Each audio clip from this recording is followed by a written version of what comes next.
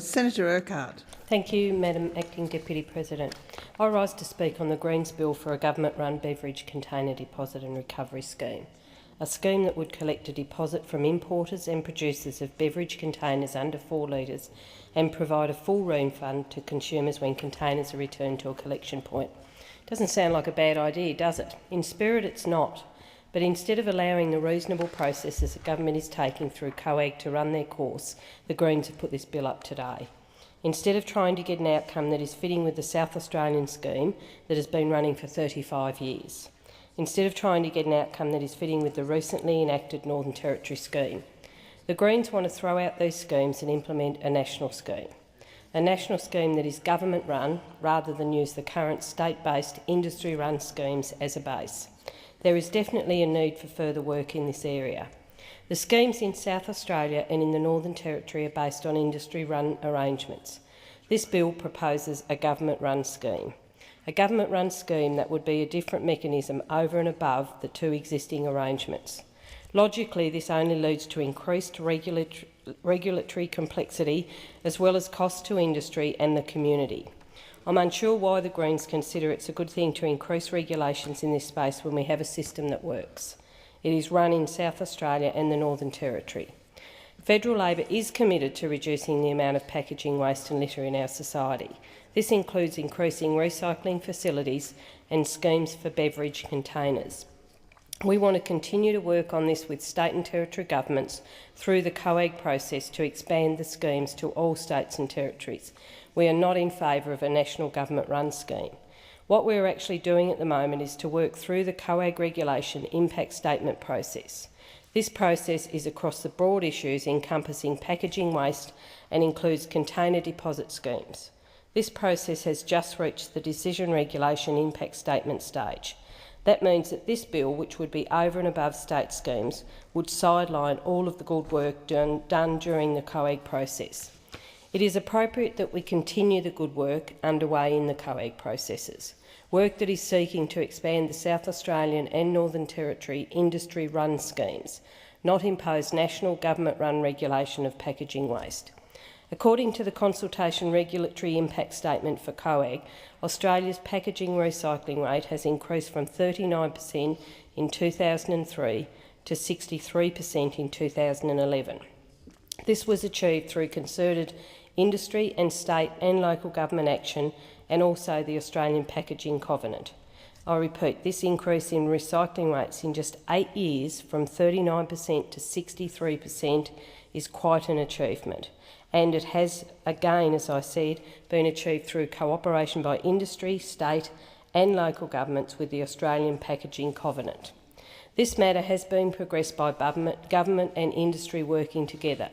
It seems illogical for the federal government to now impose a regulation that is different to that which has been cooperatively progressed.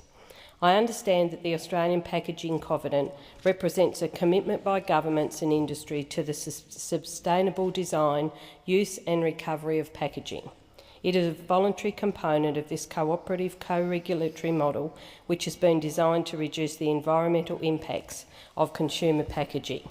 The Covenant encourages improvements in packaging design, higher recycling rates and better stewardship of packaging. Product stewardship imposes an obligation on all those who benefit from production of consumer packaging to assume a share of responsibility for a product over its life cycle. There are currently over 800 signatories to the Covenant, representing a significant proportion of industry in Australia. Participation in the Covenant is voluntary, but brand owners with a turnover of over $5 million per annum who chose not to become signatories or who failed to comply with the Covenant requirements are regulated under the National Environment Protection Used Packing Materials measure. Each state implements the National Environment Protection measure through its own regulations. This Covenant mechanism has in part seen Australia's packaging recycling rate increase from 39% in 2003 to 63% in 2011. Most Australians have access to broad municipal curbside recycling services which have assisted Australians with household recycling activities. In 2009, over 91% of Australian households used municipal curbside recycling to recycle waste, an increase from 87% in 2006. In 2009, almost all Australian households reported that they recycled waste, and almost 90% reported that they reused waste. This is a significant increase over the mid-1990s level. Labor has a proud record of environmental protection. Long before environmentalism became the movement that it is today, resplendent with a political party in this place, it was Labor that not only talked green but acted green, acting to protect the environment. It was a Labor Premier of New South Wales who founded the Kosciuszko National Park in 1944. It was a Labor government that intervened in 1983 to protect the Franklin River and surrounds. Prime Minister Hawke pushed for the enacting of the World Heritage Properties Conservation Act, which today sees some of Australia's most iconic sites protected. It took a Labor government to lead world efforts to preserve Antarctica as a natural reserve devoted to peace and science. In 1988, Prime Minister Hawke was told it was a lost cause to push for a mining ban. Thanks to his perseverance and determination, over 2 decades later, Antarctica remains free from mining. It was also the Hawke Labor government which preserved Kakadu National Park by standing up to stop mining at Coronation Hill in 1991. At the time, a section of the mining industry said the decision would make or break the development of Australia's resources. 20 years later, we know Labor made the right decision in the national interest.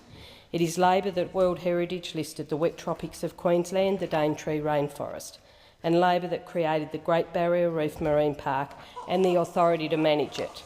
This current Labor government has provided $200 million, the largest single commitment ever made, to address the threats of climate change and declining water quality to the Great Barrier Reef. Of course, it was a Labor government, the Keating government, which in 1992 signed and ratified the United Nations Framework Convention on Climate Change. We all know it took this Labor government to ratify the Kyoto Protocol in 2007. And let's not forget that state Labor around the country have a proud record too. New South Wales Labor brought together the resources and expertise of small agencies to create the Department of Environment and Conservation.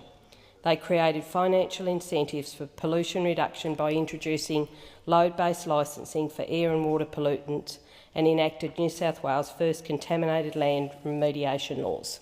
Queensland Labor enacted laws in 2004 to phase out land clearing, and by January 2007 most clearing had been banned.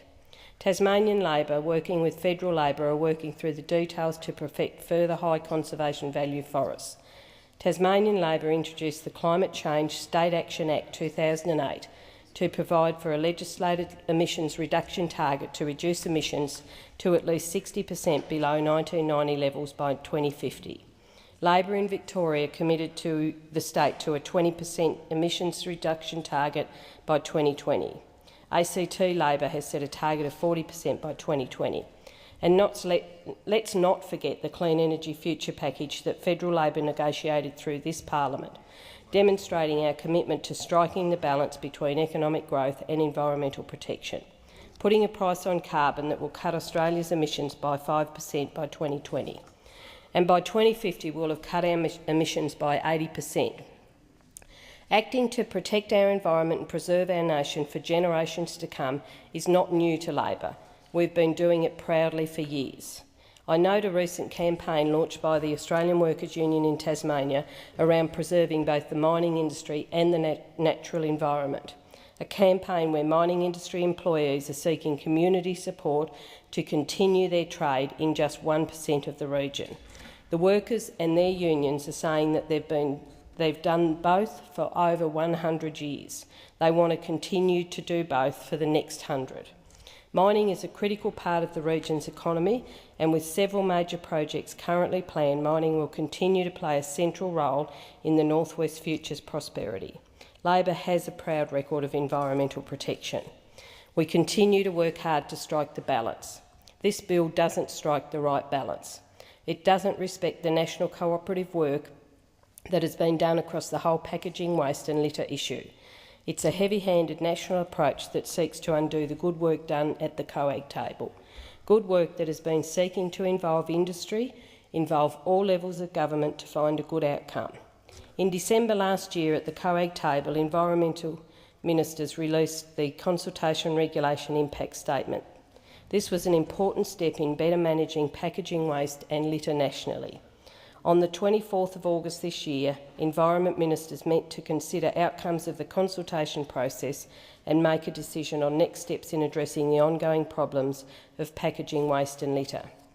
Ministers committed to progress to a decision regulation impact statement and noted the strong response at the consultation regulation impact statement stage. This is the proper process for considering national regulation of packaging waste. It is the process agreed upon by COAG for any national regulatory reform. It is therefore important today, while we may support the merits of this bill, that we look to the COAG approach as a way forward, an approach that is seeking to build on current state-based systems and not reinvent the wheel. A regulation impact statement examines the likely impacts of a proposed regulation. It proposes a range of alternative options that could meet the government's policy objectives.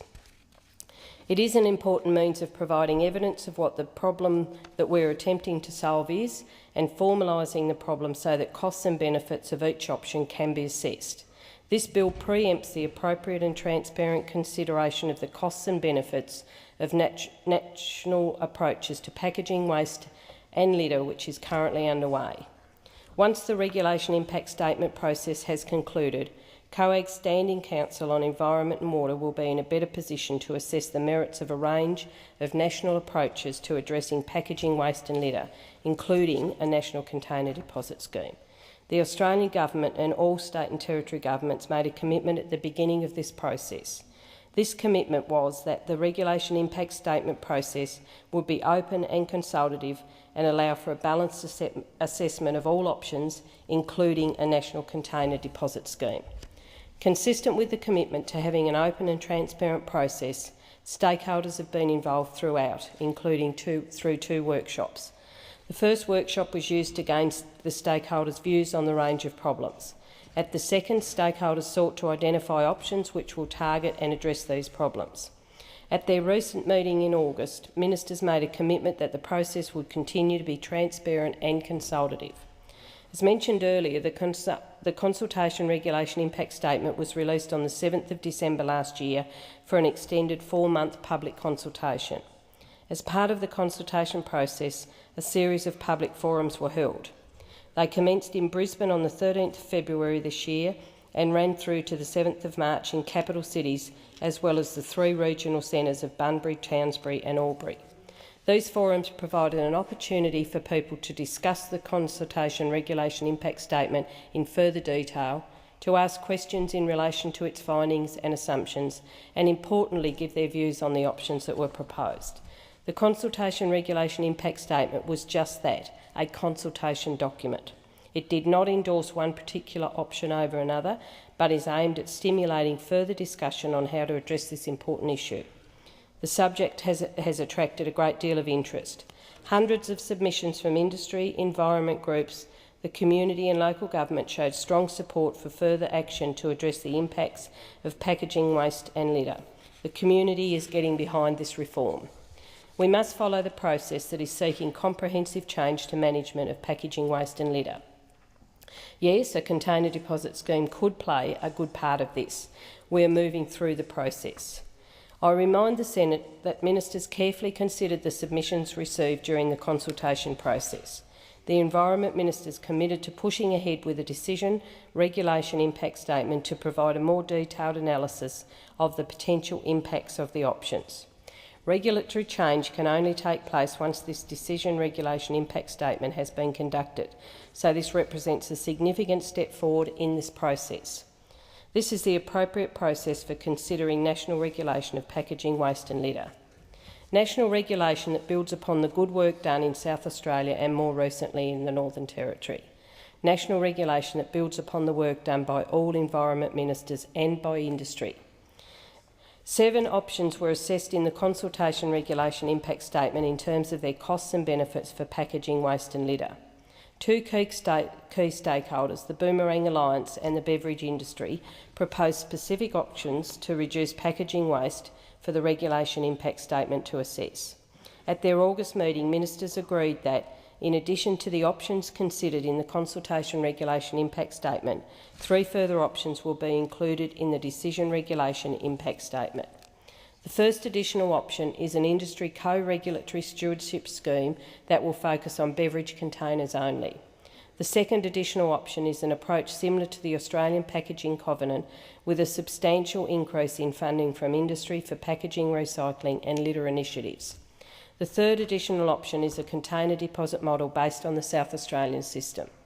In accordance with Ministers' commitment to a transparent open process, they have agreed to undertake targeted consultation with key stakeholders on the design of additional options. The Decision Regulation Impact Statement will undertake a more detailed analysis, including regional and other distributional impacts of options. I've just articulated that we've got 3 additional options on the table. Those are going through the Regulation Impact Statement channels.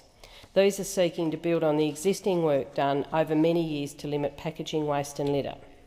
The Australian Government has consistently displayed its commitment to sustainability and responsible environmental management. This has been most recently seen in the enactment of the Product Stewardship Act of 2011. This Act, which passed Australian Parliament last year, provides the basis for a more efficient and environmentally responsible approach to waste management in Australia. Product stewardship means that everyone involved in the production, supply and use of the products we consume shares responsibility for those products, from the point of design and manufacture through to the disposal. The Framework Product Stewardship legislation allows for national product stewardship schemes for specified classes of products to be established by regulation. Regulations under the Product Stewardship Act established the National Television and Computer Recycling Scheme, which commenced on the 8th of November 2011. 3 organisations have been approved to deliver e-waste collection and recycling services under this scheme. Canberra was the first to start this free e-waste recycling services in April 2012. This is the start of a national-wide rollout boosting television and computer recycling rates to 30% in 2012-2013 and 80% by 2021-22 to provide a long-term solution to television and computer waste.